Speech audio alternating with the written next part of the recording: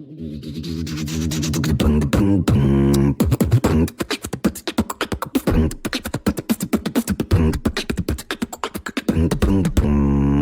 are now tuned into the Leader's Lens podcast. We are back officially here at the Leader's Lens podcast with my good friend, Chris Pineda, who is the founder of Groundwork Leadership. I'm fortunate to have somebody else as passionate about leadership in the city I live in, Salem, Oregon, as you, my friend Chris. Thank you so much for making time to be here on the podcast. Of course, I'm happy to be here. I think this is, I'm trying to flash back. I think this is the first podcast I've been a guest on. Obviously, I have a podcast as well. You've been on that show, and the Rooted Leadership podcast, and we've had like 70 something episodes. I don't think I've ever been on. I don't think I've ever been on the other end. So this is kind of fun. That is awesome. I'm surprised to hear that with the network that you've established for yourself, the credibility that you've established for yourself as an expert in the world of leadership development. And I would imagine this would be the first of many podcasts moving forward, especially as you're expanding Groundwork Leadership. I was fortunate to go through a cohort that you led in Salem, Oregon. We met for one day a month for a year. We talked about the Rooted framework for leadership and organizational development, and I'm excited to dive into that with you as well. But it was an incredible experience. It's really been your life's work, and it's been a lot of fun to see it come to life and now to expand in different areas. But before we dive into that, I would love to hear from you about your own personal philosophies for leadership. When you think of qualities that people need to have if they're going to be considered a great leader, maybe a few people that come to mind that have really been impactful in shaping your perspective of great leadership. What are the qualities and who are the people that come to mind? Yeah, it's a good question. I kind of came into, I guess, the discipline and literature and that world of leadership. I kind of fell into that. Obviously, I look back on my life and feel like I've always been kind of found myself in positions with the opportunity to lead. I don't know how many times in my life that I was successful at it, whether it was as an athlete or in school or various roles that I've had. But as I've gotten older and I studied peace building, conflict resolution, psychology, and all of my education, and so I nothing was really centered around leadership. Not until I started my PhD, and some of my dissertation work was centered around leadership and specific types of leadership. But all of those other areas of my life and working at the Arbinger Institute as a consultant, working on various other projects that I was able to be a part of from kind of a community building, peace building perspective, all of that sort of contributed to how I see leadership personally, how it's influenced our Rooted framework and everything that we do in our institute. And to put it simply, there's a lot more depth to what I'm about to say, but transformational leadership, I would say, is really what I'm passionate about.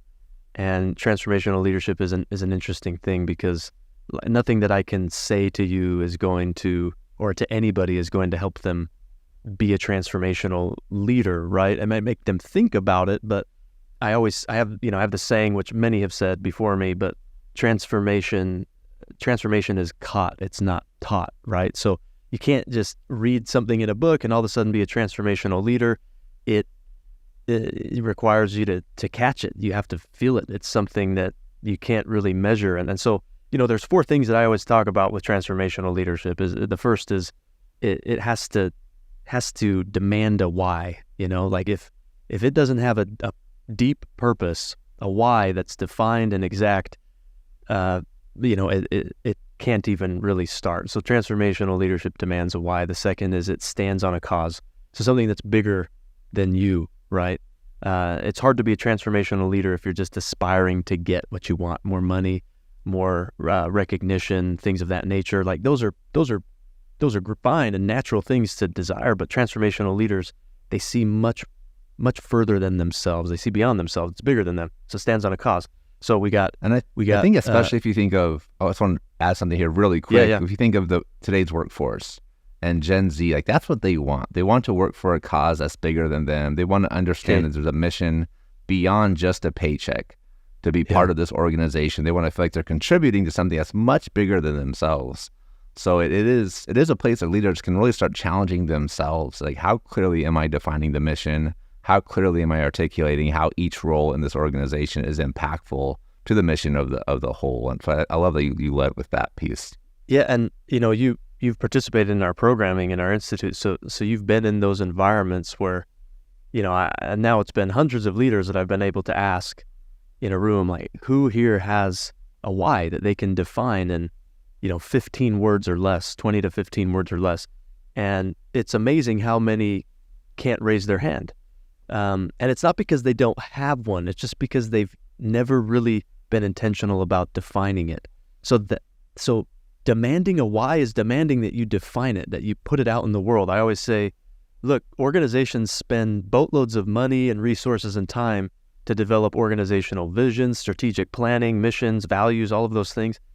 But it's interesting to me, especially from a kind of just a study of human beings and psychology, how we don't do that as people. We spend all this money and time to do it as organizations, but we don't do that as individuals. So I've always been sort of just fascinated with that. So, demanding a why, standing on a cause, making it bigger than you, connecting it to things that really matter.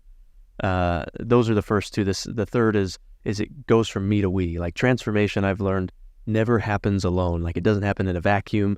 It always wants to bring other people along. And the mass movements that we see in the world that have transformational leaders behind it, really amazing things that people want to get behind.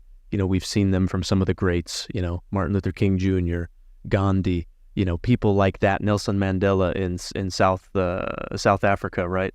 Like, it goes from me to we, and the mass movement never starts in the masses. It starts with just a handful of people, one at a time, and moving from there. So it never happens alone. It happens with others. It takes other people along. And the last one is it beats with urgency. Transformation, it's got a sense of urgency to it. There's no complacency. There's no, hey, I'll wait till tomorrow. Like, one of my favorite sayings is, if you wait till tomorrow, you lost today, right? Another one is the best time to plant a tree was 20 years ago. The second best time is right now. Like transformation, it compels you to do something today, and it keeps you on your toes. And we're going to have a lot of days where we're imperfect, and all of those four things we're not going to be the greatest at. But the urgency kind of keeps you moving, right? And if it's not the urgency that keeps you moving, it's the fact that it's standing on a cause bigger than you, so you just can't forget it. If that's not the case, it's because you've brought other people along. So all four of those concepts sort of make up for the other ones when you're not feeling it that day.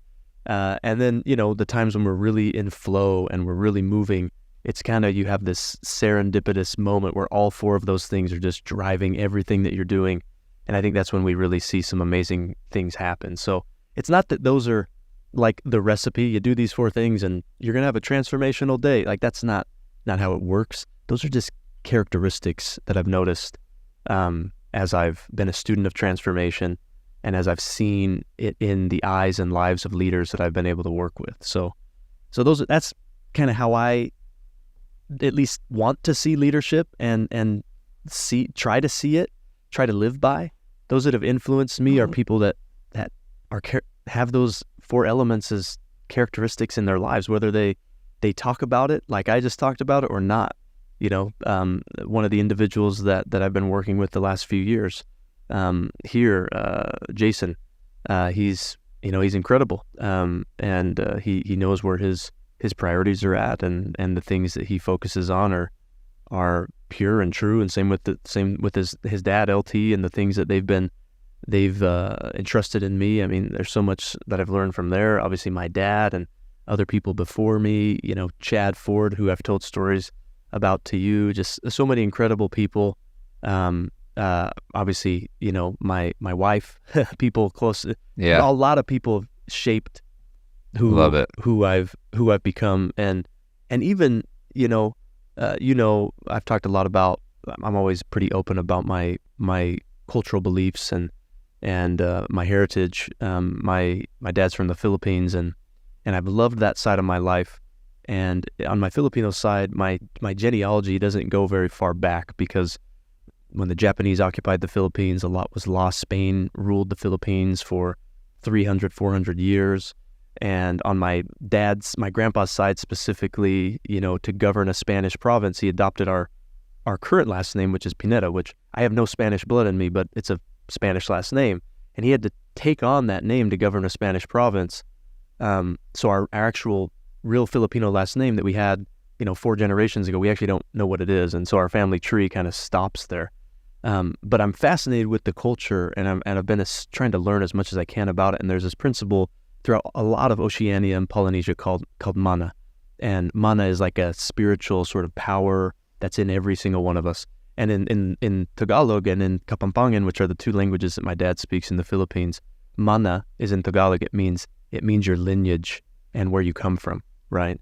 And pamana in Kapampangan means the same thing. It's your lineage, it's your ancestry, and that's where you receive sort of power. So there's a lot of people that came before me, and I really believe that whether I know them or not, or whether they existed 500-600 years ago, I believe that line impacts who I am and who I want to become, and those that will come after me. So, culturally, those are beliefs that I have that are important to me. So there's and this is probably not a direct, clear answer to your question, but there's so many things that have influenced who I am and who I'm trying to become.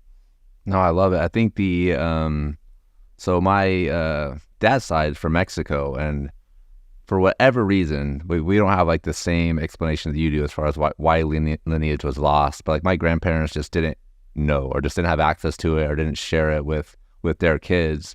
And so recently my brother has been doing a lot of research on like, where are we from, just like to understand our roots. And it is just interesting, the power of just knowing where you're from and like understanding that culture at a deeper level, so that those traditions don't get lost. Because I'm not sure if there's a connection to leadership here at all. So if people on the podcast are bored with this, I apologize, but I'm kind of inspired by this conversation. But there is definitely a power there, just understanding where you've been to help you get where you're going. And huge connection to leadership, in my opinion. I mean, we're talking about having a why and standing on a cause. I mean, what's more frothed with a purpose and why than knowing where you come from. I mean, there's the famous saying, I'm going to slaughter it, but it's, what is it? We drink from wells that we didn't dig. We stand on the shoulders of those before us. So everything that we are and who we can become, the good and the bad, come from obviously our own choices, but we're greatly influenced by those that come before us. And I think we have a responsibility. It really puts life in perspective. So talking about leadership, leadership is so much more than the here and now, the decision that you have to make day to day. Those are important, some of them big and have huge impacts, but when you can understand everything before you and what can come after you, it really simplifies perspective. And for me, it actually alleviates a lot of stress, because when we talk about challenges of leadership, I think that what separates a leader, a true leader, from someone who's not, even if you have a title or not, it's those that can truly manage the burden and the stress and anxiety that come along with it. Where somebody that isn't ready for leadership, and I've been in this position before, I just like vomit all of that stuff out everywhere. I let it happen. I let the anxiety take over, the stress take over, the weight and the burden take over. And to me, leaders are able to harness that and manage it. And if we can see our life as we're just this sort of glimpse in what's before and what's after, even in our organizational lifespan, like there's people that were before us, and there's people going to be after us. When you think about it that way, it really simplifies things. And for me, it takes away some of the pressure and the stress. So yeah, even just like zooming out and like thinking about, okay, just in my city, how small am I? Just in my state, in all of America, the world, like the galaxy, just keep zooming out as far as you need to. Then you realize like, my problems aren't that big of a deal, actually. Yeah. Like, this is actually gonna be okay. I'm sure I'll figure something out. That is just a powerful tool, just having that perspective to be able to zoom out and give context to what you're going through which can allow you to be cool and calm and collected and respond to situations as opposed to reacting to things because you're stressed out or you're frustrated or you're overwhelmed in the moment. So definitely emotional intelligence. I think there's definitely a tie between emotional intelligence and what you're talking about. That's just huge for leaders to understand. And it's a skill I wish was taught in high schools, to be honest. And I'm not sure if there's a more valuable skill in just worldly, just being a part of the world, like a constructive member of society, than just understanding your emotions and not making bad decisions because you're in a good mood or you're in a bad mood, because it definitely can happen both ways. Yeah, and you bring up a good point. The farther you zoom out, kind of the smaller your problems feel. But the reality is, when we're facing a challenge, it can consume us, right? It feels like the most important thing. And so while, I think leadership, you have to be able to step back and have that perspective. You also have to have a why and a cause that feels bigger than all of it. It feels like it's the most important thing that you should be doing. At the end of every leadership session, and you remember this last year, I ask 3 questions. These aren't my questions. I think John Maxwell is where I heard these questions from, but he was asked these questions when he was in college, and I asked the same thing of leaders, and I've had to ask myself these questions to put myself in check. And to me, these are transformational type of questions that we should ask ourselves. And these are questions that help you kind of find that balance between taking a step back and zooming out, but also having something that's so important that you must do with your life that feels like almost everything, depends on it. And the questions are, what do you cry about? And you remember me asking that at the end of last year. What do you cry about? What makes you sad in life? Like what hurts you, the most? Like, what do you see in the world that saddens you? For me, it's when people don't live to their potential, starting with me. Like, that's the moments when day to day, month to month, year to year, the whole context of my life, what saddens me the most is the times of my life when I didn't live up to my potential. And if I had a fear, it would be that, gosh, what if I don't? What if I continue to miss the boat and I'm not achieving my potential? Too many of us live far beneath our potential. So that's what I cry about. And it also hurts me when I see other people not doing the same. Those closest to me first, right?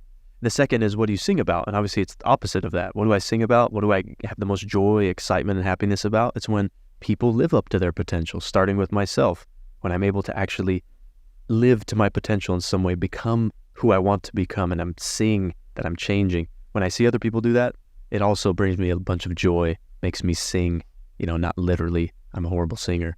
But that's why I'm so passionate about leadership, because it's a platform that helps me help other people, myself included, achieve potential and become something better. And then the last is what do you dream about?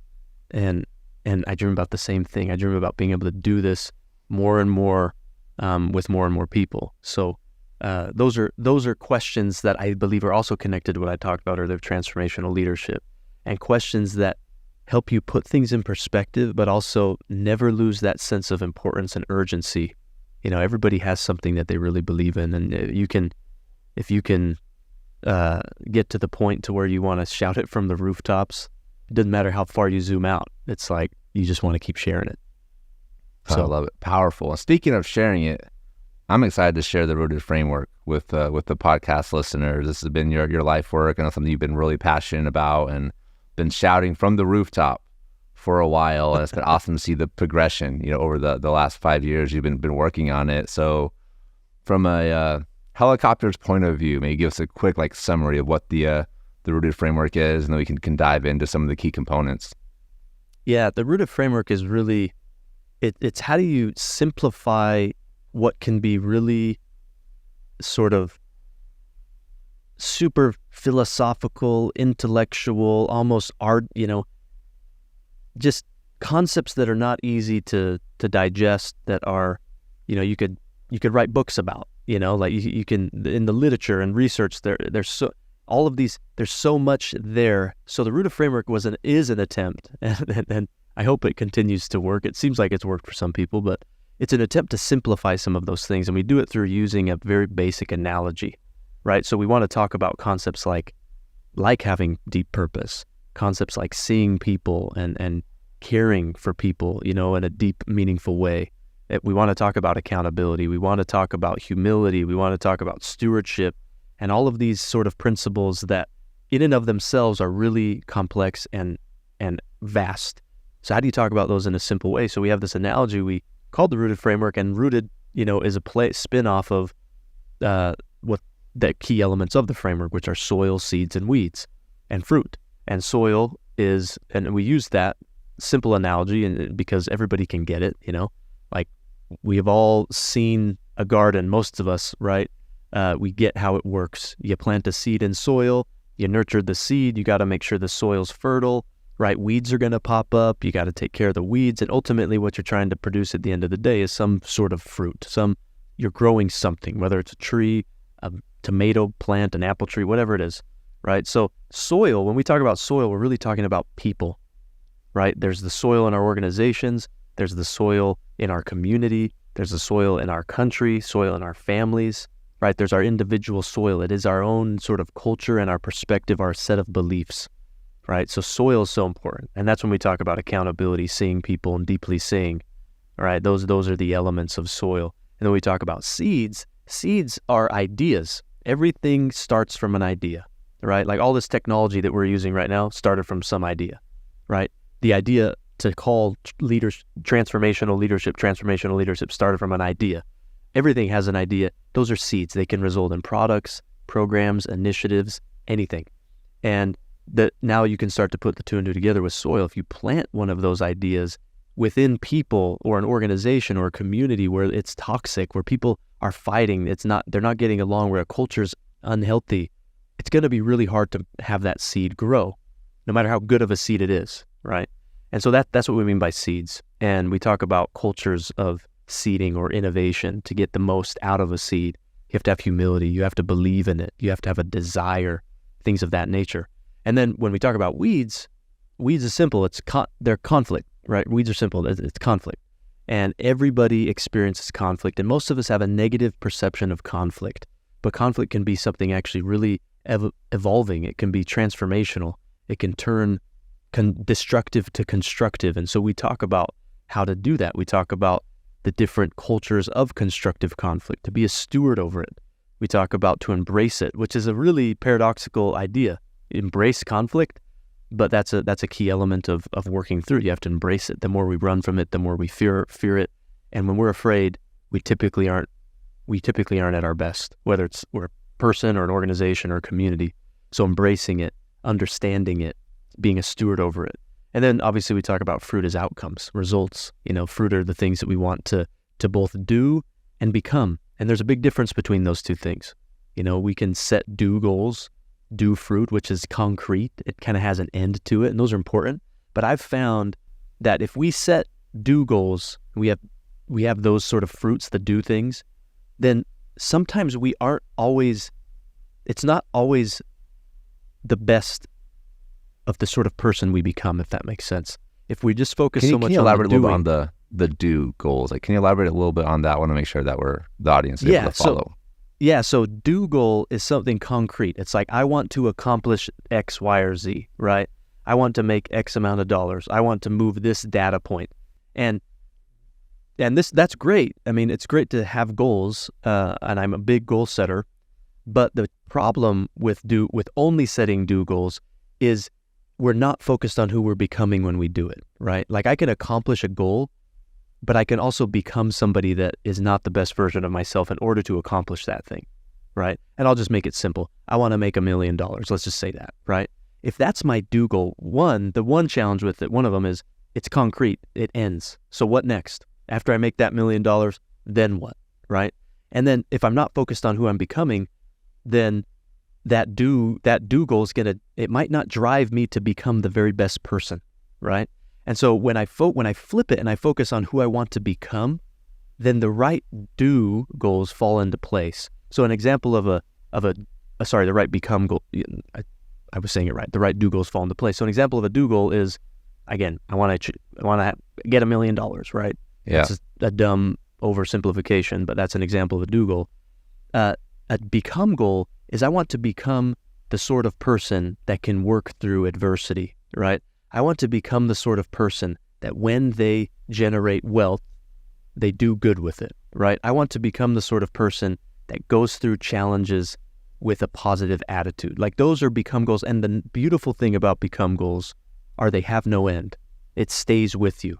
You've changed, right? You've harnessed something that's deeper than just checking a box. So that's kind of how we talk about fruits in our framework. So, I mean, we have hours and hours of content on the root framework, as you know, I appreciate and I just gave you the splash.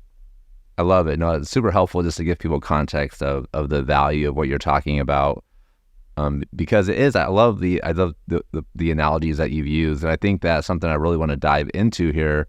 Is the conflict piece of it, because this is a place a lot of managers struggle with, organizations struggle with, is how to deal with conflict in a healthy manner. I think you see error on two sides, where you ignore conflict on one side, where it's just passive aggression and people are afraid to have conversations, and that's extremely toxic, and it's impossible for a team to reach their potential when you're in that environment. You also have another side where people are just like literally battling it out, and there's just arguments all the time, which I think is a better option personally, because at least you know how people are feeling, and like, you can kind of create a plan from that. But what's a better way? Like, what's the ideal state for a company, an organization, a community to teach their leaders to deal with conflict? You know, there's conflict styles, which I can talk about for a second, but before that, the most important thing is perception. You know, there was a study, and I've probably shared this with you before. There's a study by European Heart Journal in 2013, I believe. There's lots of studies like this. I'm just quoting one. But they were studying, I think it was heart disease, right? And what were the causes of it. So they realized stress is a big cause of heart disease and physical health. So they had a bunch of participants, a couple thousand, I believe, and they tracked them, and all of these participants had, similar stressors in life, professional, personal, and so on. And they found that those that had a negative perception of stress had a higher chance of heart disease, and their health overall was poor, and their relationships they actually found were poor, right? So overall, their life, when they saw stress as a negative thing, it impacted every facet of their life, relationships to health, mental, emotional, physical health. And others that had almost the same type of stressors that saw stress as a positive thing had better health and better relationships, right? And so I have this belief that the attitude with which you go into any situation, or the perception you have of any situation, will directly impact your experience with it. So the same goes for conflict. You just put in that word. The way in which I perceive conflict will directly influence my experience with it. So if I'm afraid of conflict, if I see conflict as something that is, unnecessary, it's a nuisance, it's a burden, and I don't like it, that's an oversimplification. Most of us don't like conflict. I get what you're saying, though, but I think also adding to that, like how I see the person having conflict with. Correct. If I perceive them as only a burden, then it's going to be hard for me to have an honest conversation and really truly see, like something you talk about a lot, is deeply seeing, where they're at, understanding their true motivations, because generally people are approaching problems from a healthy place. Like they want the same things we want. We just have to kind of uncover some layers to understand like why we're seeing things so differently in these moments. Yeah, the layers are really important, right? Because oftentimes what I say I want or what I say I believe don't always match with how I really feel. And that's what I think, most people aren't willing to have those conversations. A great leader that we both know in the community, Allison Kelly, she once told me that, change doesn't happen without a mirror. And so to be able to deeply reflect and peel back the layers and realize that what I say and sometimes what I do behaviorally doesn't match with what I really think or believe. And that is really hard work, right? Like there's nothing fluffy about getting to the core of that and making real change. Otherwise, as you know, in our content, we talk a lot about transformation versus transactional. Otherwise, we fall victim to a transactional life. We go through the motions, we just do the things, we check the boxes, and we go on to the next day. And we can treat conflict the very same way, right? And conflict is never resolved or transformed the same way. So what might work in one relationship isn't going to work with another. It requires intentional time and energy to each new relationship that we might be experiencing it with, or each new conflict itself. And, a lot of literature on conflict styles: competing, avoiding, compromising, accommodating, right? There's one, though, to answer your question earlier, there's one style that's more effective than the others, and it's collaborating. Because when you collaborate, you're thinking about the needs of others as well as the needs of your own. Like, what's going to be the best solution? And you understand that, both of us are going to lose something. Both of us are going to have to sacrifice. But when one party is only willing to sacrifice and another isn't, it's really hard to get to the best place. You can get to some sort of resolution, but conflict is an amazing opportunity to make something better. Like, if we can see conflict that way, like it's an opportunity to really improve things. But most of us, we just want it to go away, so we end up with something worse off after. Some sort of outcome or result that wasn't truly evolutionary. It was just, we're going back to the old way of doing things, or even in worst case scenario, something worse. When you can have a positive perspective of conflict, you can actually make something a whole lot better. 100%. I think the other piece to add to that is that it actually allows you to be a better influencer as well, or be more impactful in influencing the people around you when you take the step of getting vulnerable first, maybe sharing something that wouldn't normally be comfortable sharing, or listening and trying to understand somebody at a deeper level. I think it definitely starts with the listening piece and understanding your audience, understanding the person you're trying to work with. When you take that moment, it's easier for you to understand that person's motivations, which will allow you to be better at collaborating and finding a solution that's going to work better for them, but work better for you also, most likely. Yeah. Vulnerability is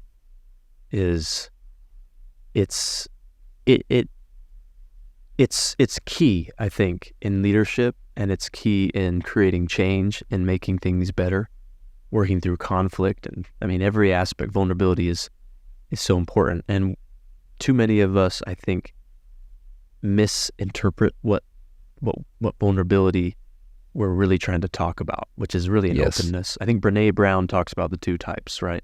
When we say vulnerability, the type that we're thinking of is putting ourselves in harm's way, mentally, emotionally, physically. That's not what we mean by vulnerability, right? We're not saying, hey, go and get yourself hurt. We're talking about vulnerability of, as we say in our framework, in the rooted framework, this is the key element of accountability. Be willing to be the first to change. That's what I think vulnerability is. Whether it's, I'm going to be the first to say I'm sorry, I'm going to be the first to change a habit, I'm going to be the first to recognize that I messed up, I'm going to be the first to recognize that I could have done better. It starts with that. And you have one person that starts to think that way, there's a ripple effect, especially if it's the leader, right? Especially if it's the leader, which is hard. Leadership, everybody's watching you. So usually you don't want to admit mistakes, but it's always the best thing that you can do, is to be the first to change it. The interesting thing about that is, like, you feel weak when you're doing it, but everybody else sees you as very strong.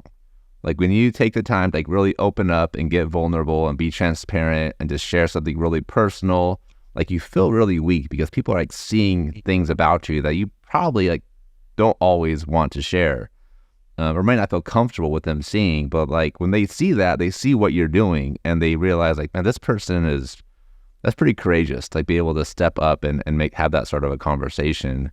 Can you think of a story or something you've witnessed where a leader took that step and it ended up having an impact, or maybe it wasn't even a leader, just a person that took the step to get vulnerable and it allowed them to reach a desired outcome?